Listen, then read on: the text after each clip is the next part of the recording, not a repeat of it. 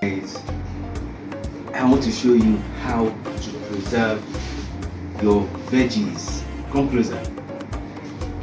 These are called ugu vegetables. I want to show you how to preserve them longer.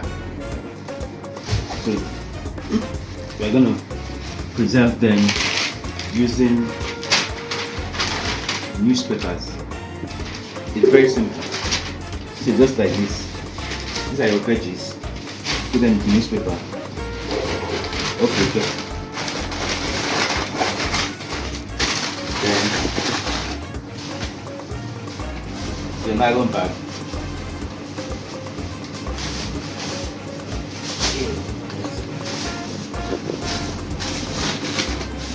Put them in the nylon bag like this. Then tie it.